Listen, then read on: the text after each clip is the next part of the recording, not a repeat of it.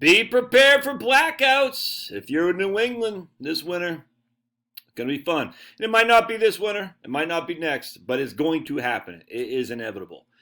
You play stupid games, you're going to win stupid prices, and you've played stupid games for too long. You're going to pay the price, man. And sadly, there's a bunch of you guys who weren't trying to play these stupid games, but the rich people in Boston, Andrew Cuomo, New York State, that's not New England. It all flows together, man.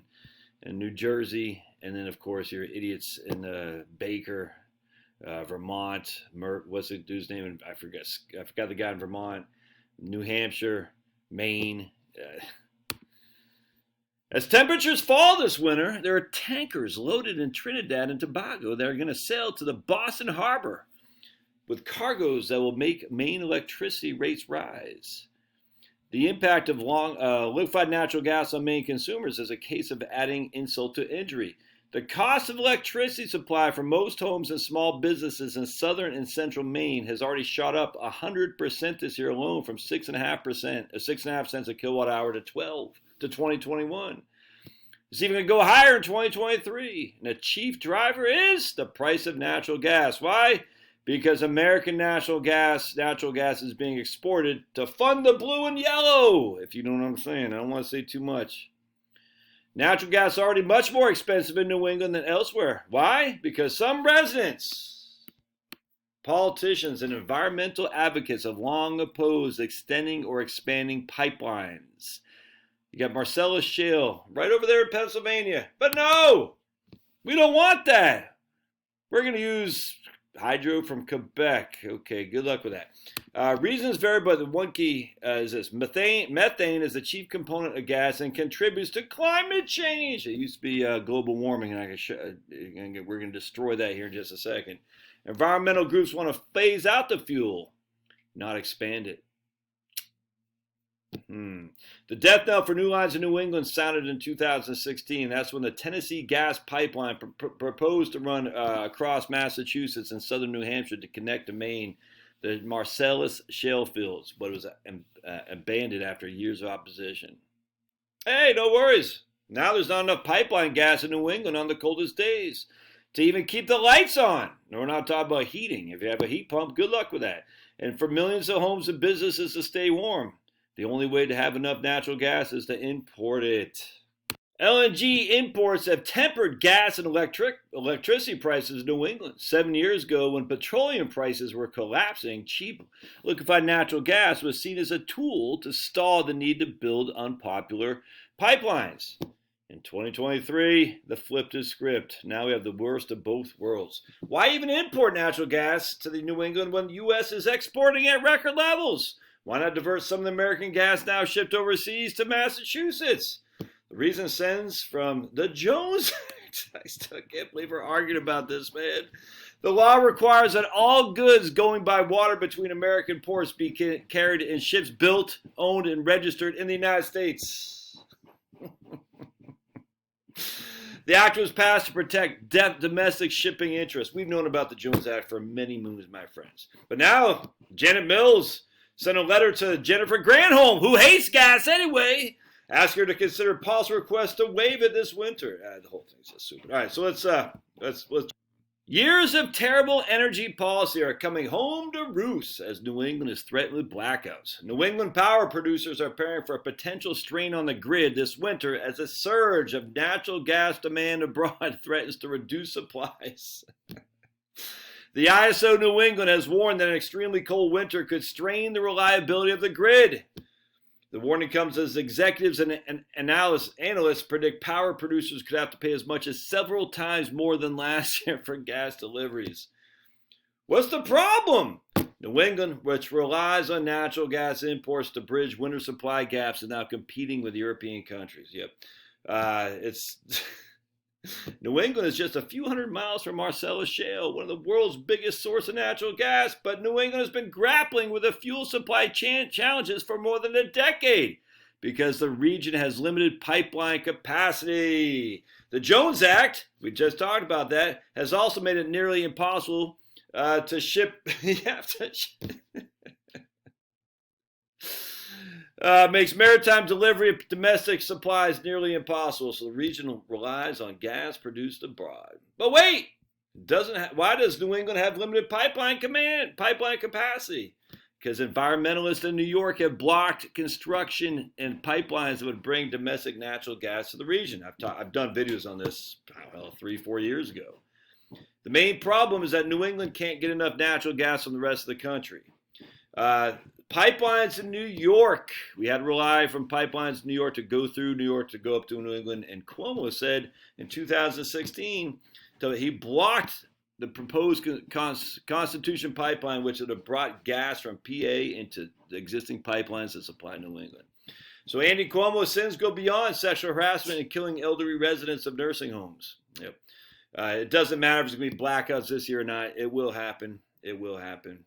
Unless we reject green energy. All right, let's keep going. We're not done. The grid overall in the New England ISO is in a much tighter position. If we get a sustained cold period in New England, we'll be in a very similar position as California was this summer. California got lucky. You only get lucky so many times, man. Said fuel supplies for the winter will be expensive. So even if we don't get a power outage, we're going to pay through the roof. The EIA, which was posted, says wholesale price at trading hubs will be 20% to 60% higher for the average for 2022 to 23. But there won't be any curbs on exports. We got to fund the yellow and blue. All right, so I just want to point out something else here too. Remember, we talked about peak oil many moons ago. Permian Basin oil production is set to hit all-time high in November, says EIA.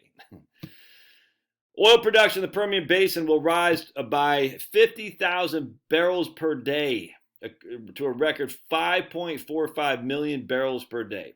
Total crude output is expected to increase by 104 billion barrels per day to more than 9.1 million barrels per day in November. A billion barrels? I'm not sure what the BBL is, but either you get it. We're going way up. I forgot.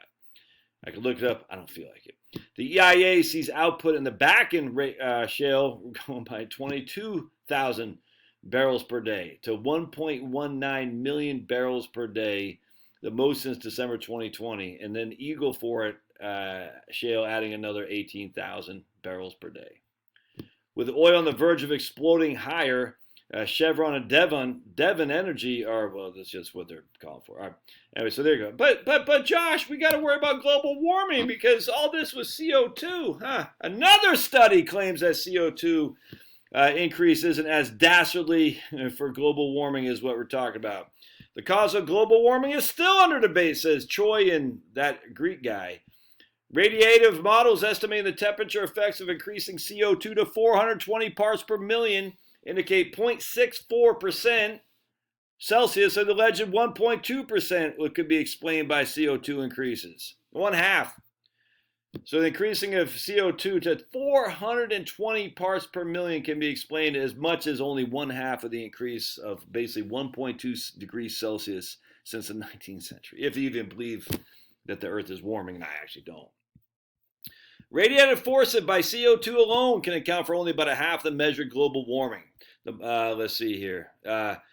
We talk about 0.64 Celsius of the 1.2.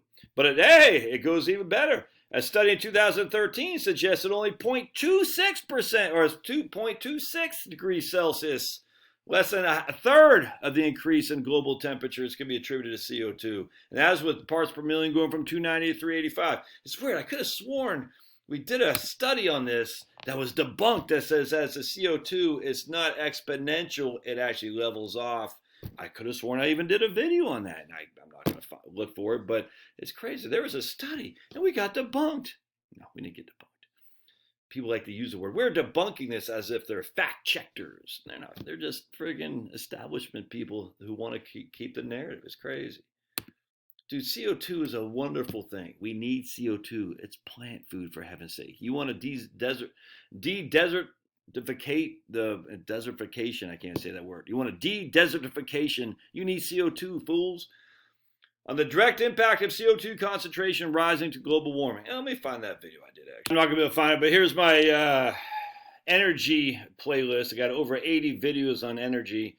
How much energy in a hurricane? How many solar panels will it take to electrify Germany? Making jet fuel out of carbon dioxide. Green energy replace fossil fuels. Golden cash still work when there's no energy. Why engineering is explained is wrong about electric vehicles. How dare you challenge energy engineering explain? Anyway, I'm not sure.